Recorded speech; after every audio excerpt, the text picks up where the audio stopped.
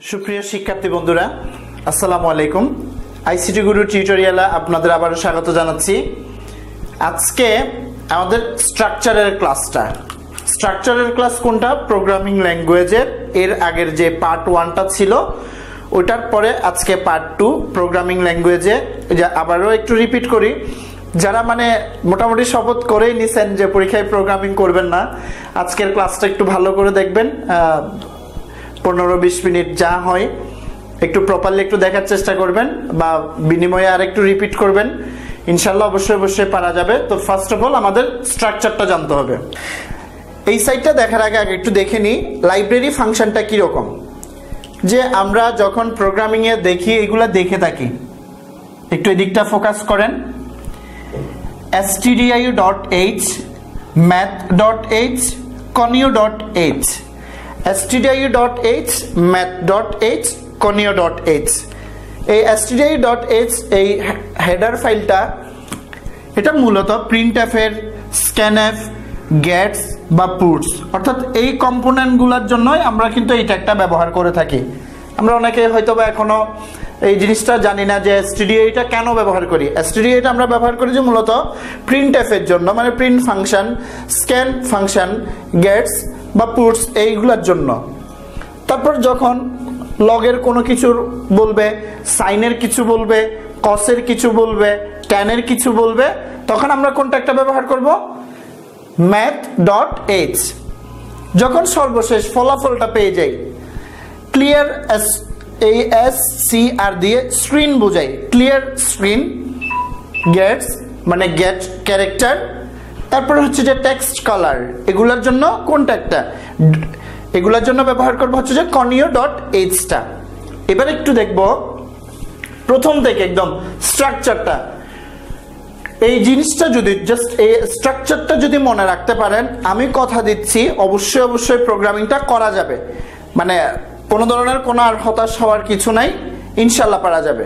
একটু দেখেন প্রথম থেকে, একদম অলওয়েজ মাথায় থাকতে হবে। সো প্লিজ কেয়ারফুল, একটু মনোযোগ সহকারে একটু দেখেন। প্রথমটা আমার সাথে সাথে শেষ করে ফেলেন। #include stdio.h, #include conio.h, এই দুইটা হচ্ছে যে লাইব্রেরি ফাংশনের হেডার ফাইলটা, অর্থাৎ উপরের অংশটা। #include stdio.h, #include conio.h। তারপরে মেইন ফাংশন, এই দুইটা প্রথম বন্ধনীকে আমরা কি পড়ব? ফাংশন পড়ব, মেইন ফাংশন। তারপরে সেকেন্ড ব্র্যাকেট, যেই মাত্র সেকেন্ড ব্র্যাকেটটা শুরু হয় মনে করবেন আপনার প্রোগ্রামিংটা স্টার্ট হলো। তো এটাকে আমরা আরেকটা বলতে পারি start program symbol, start program symbol বলতে পারি। এইখানে যে একটা ডট ডট দেখা যাচ্ছে, এখানে মনে করবেন উদ্দীপক থেকে কিছু একটা বসবে, উদ্দীপকে যেটা বলা হবে। আমি এটার ব্যবহারিক একটা প্রয়োগ দেখাবো। জাস্ট একটা প্রোগ্রাম, যদি একটা প্রোগ্রাম পারা যায়, কথা দিচ্ছি প্রত্যেকটা প্রোগ্রাম ইনশাল্লাহ পারা যাবে। এরপর আসবে হচ্ছে যে printf এর কথা।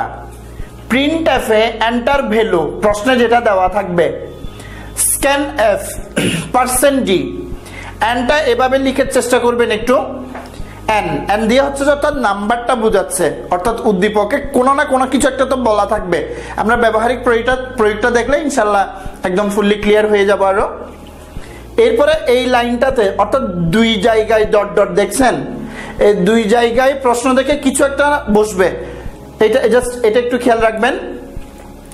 তারপরে আসে হচ্ছে যে printf, যখন ফাইনালাইজেশন, ফাইনালের ক্ষেত্রে এই %d-ও একবার, এখানে যতটা %d থাকবে থাক। scanf এ যখন আমরা সংখ্যাটা করব, একটা সংখ্যা যদি বলা হয় %d একবার, দুইটা সংখ্যা বললে %d-ও দুইবার বসবে। এখানে and a and b, তিনটা সংখ্যা বললে তিনবার %d দিব, and a and b and c দিব, এইভাবে। তো যেখানে ডট ডট দেখতেছেন, এখানে উদ্দীপক থেকে কিছু না কিছু একটা বসবে। সর্বশেষ 3 লাইনটা একটু দেখেন। প্রায় প্রত্যেকটা প্রোগ্রামে আমি একটু সূচিত করে দিচ্ছি, যারা একদম প্রোগ্রামিং করেন নাই বা প্রোগ্রামিং এ যাদের একটু জড়তা থেকে গেছে, এই #include stdio.h, conio.h থেকে ব্র্যাকেট পর্যন্ত এবং এইখান থেকে এতটুকু পর্যন্ত প্রায় প্রত্যেকটা প্রোগ্রামিং এর ক্ষেত্রে মোটামুটি এগুলা এবং এগুলা একদম অবিকল লিখে দিতে পারবেন হুবহু একদম। তাহলে প্রিন্ট এফ সর্বশেষ 3 লাইনে %d কোটেশনের মধ্যে রাখবেন, তারপর সর্বশেষ গেট ক্যারেক্টার, এটাকে গেটস পড়তে যাবেন না, বলবেন কি একটু প্রপারলি বলবেন, কি বলবেন গেট ক্যারেক্টার ফাংশন, দেন প্রোগ্রাম শেষ।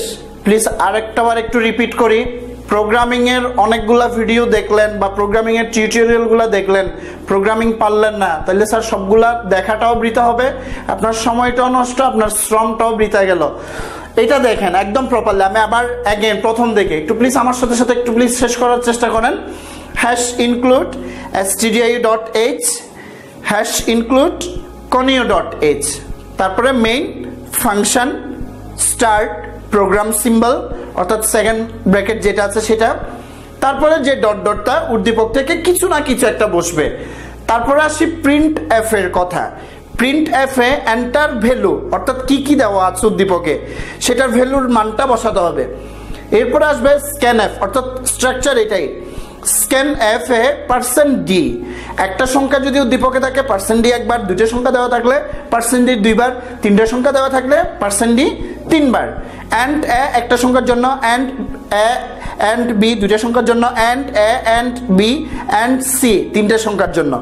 এরপরে উদ্দীপক থেকে ওই লটা বসবে অর্থাৎ প্রসেসটা স্টেটমেন্টটা। তারপরে আবার ফাইনালি লাস্টের 3 লাইন প্রিন্ট এফ %d দিবেন, অ্যান্ডটা দিবেন, গেট ক্যারেক্টার দিবেন, দেন প্রোগ্রামটা শেষ করবেন। এই স্ট্রাকচারটা স্যার মনে রাখতে হবে প্লিজ। এটা একটু ভালো করে আবার একটু দেখেন, আমি আরেকবার একটু দেখাচ্ছি, এরপরে এটার এখন ব্যবহারিক একটা প্রয়োগ দেখব। অর্থাৎ এই স্ট্রাকচারটা শিখে কি উপকারটা হলো আপনার, এই স্ট্রাকচারটা শিখে আমি সরাসরি আপনাকে একটা এটার একটা ব্যবহারিক প্রয়োগ দেখাচ্ছি, যে ব্যবহারিক প্রয়োগটা এক্সামও আসছে, একটু দেখেন প্লিজ, মানে এই জিনিসটা ফোকাস করব। Thank you sir. এইটা যতক্ষণ না পর্যন্ত মনে রাখবেন ততক্ষণ পর্যন্ত এখানে আসবেন না প্লিজ, এটা মনে রাখবেন, তারপরে এখানে দেখব আমরা করব। এখন দুইটি সংখ্যার পরীক্ষায় কিন্তু প্রোগ্রামিং থেকে 2টা প্রশ্ন মাস্ট আসবে, অর্থাৎ 20 নম্বরের, এমসিকিউ আছে 5টা সর্বনিম্ন, সো প্লিজ কেয়ারফুল। আমরা করব দুটি সংখ্যার যোগফল নির্ণয়ের সি প্রোগ্রাম।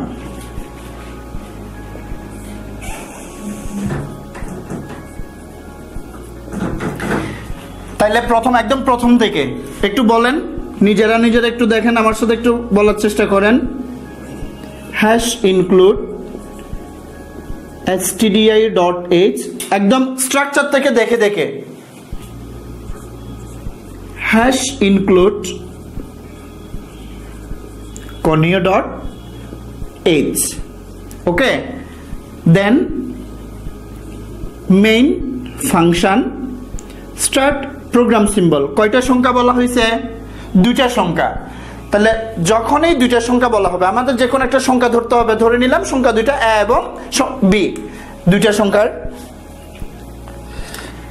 তাহলে লিখলাম সংখ্যা 2টি পূর্ণ সংখ্যা। যখন পূর্ণ সংখ্যার ক্ষেত্রে একটা বিষয় মনে রাখবেন যে সংখ্যার ক্ষেত্রে, পূর্ণ সংখ্যার ক্ষেত্রে ইন্টিজার বসবে, সংক্ষেপে লিখব int। যখন ভগ্নাংশের ক্ষেত্রে কোনো একটা ভগ্নাংশ বলবে তখন ফ্লোটিং পয়েন্ট, এটাকে আমরা লিখব ফ্লোট দিয়ে। তাহলে ইন্টিজারের জন্য int, ফ্লোটিং পয়েন্টের জন্য ফ্লোট। ধরে নিলাম ইন্টিজার এ এবং বি, কি নির্ণয় করতে বলছে আপনাকে? সাম। কেমনে বুঝছেন সাম নির্ণয় করতে বলছে? যে সেটা ওই যে বললো না প্রশ্নে 2টা সংখ্যার যোগফল বলা হয়েছে, তাহলে 2টা সংখ্যার যোগফল মানে হচ্ছে যে সাম। তো এইখানে আপনি এসও দিতে পারেন, আবার সামটা পুরাটা লিখতেও পারেন, কোনো প্রবলেম নাই। তাহলে সংখ্যা 2টা দিলাম, সাম দিলাম। এবার স্ট্রাকচারটা আরেকটু দেখেন, কি ছিল স্ট্রাকচারে? মেইন ছিল, প্রোগ্রাম সিম্বল দিলাম আমরা, এই জায়গাটাতে ডট ডটে উদ্দীপক থেকে একটা লাইন বসবে বলছিলাম না আপনাদের। এই উদ্দীপক থেকে এখন কয়টা সংখ্যা বলছে? দুইটা সংখ্যা বলছে, দুইটা সংখ্যার যোগফল বলছে। তো ইন্টিজার এ এবং বি যোগফল বলছে যে সেজন্য কি দিলাম? এস দিলাম, মানে সামটা দিলাম। তারপর একদম আগের মতো কি আছে? এরপরে কার কথা আসবে? প্রিন্ট এফ এর কথা। স্ট্রাকচারটা মনে রাখবেন, অর্থাৎ প্রিন্ট এফ দিয়ে ফাংশন বুঝাই। এন্টার ভ্যালু বলছে না কয়টা সংখ্যা? দুইটা সংখ্যা। তাহলে এন্টার দা ভ্যালু অফ কি দিব? এ কমা বি, অর্থাৎ কয়টা সংখ্যা বলছে? দুইটা সংখ্যা বলছে, সেজন্য প্রত্যেকটা দেখেন সব ট্যাগ শেষ করার পরে, সবকিছু করার পরে লাস্টে এই সেমিকোলন ট্যাগটা দিয়ে দিবেন, সেমিকোলন চিহ্নটা দিবেন। এবার দেখেন, তাইলে প্রিন্ট এফ দিয়ে দুইটা সংখ্যা যে সেজন্য enter the value of A এবং বি লিখলাম না? Enter the value of A and B. এবার আসি স্ক্যান এফ এর কথায়। স্ক্যান এফ সংখ্যা কয়টা? দুইটা না? দুইটা সংখ্যার জন্য আমরা পার্সেন্ট দিয়ে দিব দুইটা। একটা সংখ্যার জন্য একটা দিয়ে দিলে, পার্সেন্ট দিয়ে দিলে দুইটা সংখ্যার জন্য দুইটা। তারপরে কি দিব? এই and A and B. And A and B কেন দিলাম? দুইটা সংখ্যা যে সেজন্য। একটা সংখ্যা হলে কি দিতাম? শুধুমাত্র এন্ড এন দিতাম। তাহলে প্রিন্ট এফ স্ক্যান এফ গেল। এরপরে স্ট্রাকচারটা আরেকটু দেখি। এখানে মূল কথা, স্ট্রাকচারটা মনে রাখলে প্রোগ্রামিং পারা যাবে। স্ট্রাকচারে এখানে ডট ডট আছে না, অর্থাৎ এখান থেকে প্রসেসটা বসবে, স্টেটমেন্ট কি হয় সেটা। দুইটা সংখ্যার যোগফল বলল, তাহলে এই লাইনে তাহলে উদ্দীপক থেকে সেটা বসবে। কি বসবে? দুইটা সংখ্যার যোগফল কখন করতে পারবেন? এস সমান এই এ প্লাস বিটা না, ঠিক না? কখনো যদি গড়ের কথা বলে তখন ওই গড়ের সূত্রটা এখানে লিখে দিবেন। এখন যোগফল বলছে যে সেজন্য আমরা যোগফলের সূত্রটা লিখলাম। ব্যাপারটা ক্লিয়ার এখন? এরপরে ওই যে এতটুক মূল কাজ হচ্ছে যে এতটুক। এরপরে লাস্টের যে 3 লাইন একদম বসাই দিবেন, একদম অবিকল। দেখেন প্রিন্ট এফ পার্সেন্ট ডি, যোগফল বলছে না সেজন্য লিখে দিলাম সামটা, অর্থাৎ আমাদের এখন সামটা চলে আসছে। দেন গেট ক্যারেক্টার,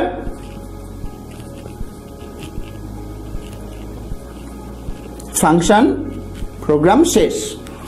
আমাদের সবচাইতে কিন্তু মানে স্টুডেন্টদের এই জিনিসটা মানে খুব খারাপ লাগে, শুনতেও খারাপ লাগে যে আমরা প্রোগ্রামিংটা করছি না। পরীক্ষায় আমাদের প্রোগ্রামিং এর আনসারটা খুবই কম হয়। অন্যান্য চ্যাপ্টারগুলো থেকে আমরা প্রশ্নগুলো করার চেষ্টা করি, কিন্তু প্রোগ্রামিং টাচও করি না, এরকম অনেকেই আছি। তো একটু এই ক্লাসটা বিশেষ করে তাদের জন্য যাদের একদম প্রোগ্রামিং এর টোটালি কোনো ধরনের কোনো আগ্রহ নাই। প্লিজ এই স্ট্রাকচারটা মনে রাখবেন, এটা করবেন। এর পরের যে ক্লাসটা সেটা হচ্ছে যে লুপের ক্লাসগুলো থাকবে। তো আপনারা এই জিনিসটা ফোকাস করেন প্লিজ। আমি আরেকবার একটু প্লিজ রিপিট করাই দিই, একটু প্রথম থেকে দেখেন। তাহলে প্রথমে স্ট্রাকচারটা শেষ করবেন। এরপরে যখন দুইটা সংখ্যার যোগফলের কথা বললো, কয়টা সংখ্যা? দুইটা সংখ্যা। এই জায়গাটা ফোকাস করেন প্লিজ। দুইটি সংখ্যার যোগফল নির্ণয়ের সি প্রোগ্রাম করছি। তাহলে স্ট্রাকচার থেকে একটু আমার সাথে সাথে শেষ করে নেন।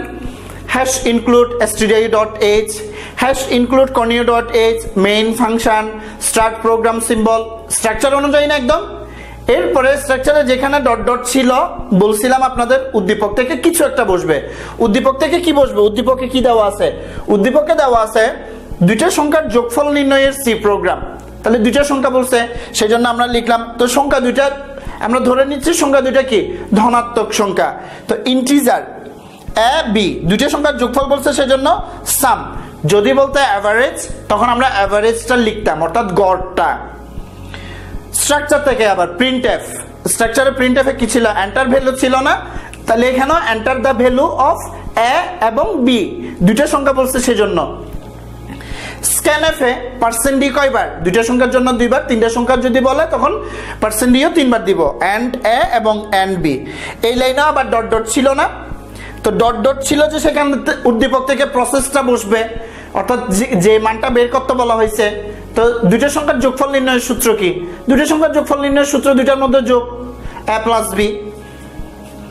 তারপরে লাস্টের 3 line print F percent D দিলাম, আমাদের সামটা চলে আসলো। কেন পার্সেন্ট ডি আমি এখানে 2 বার দিলাম, এখানে কেন 1 বার দিলাম?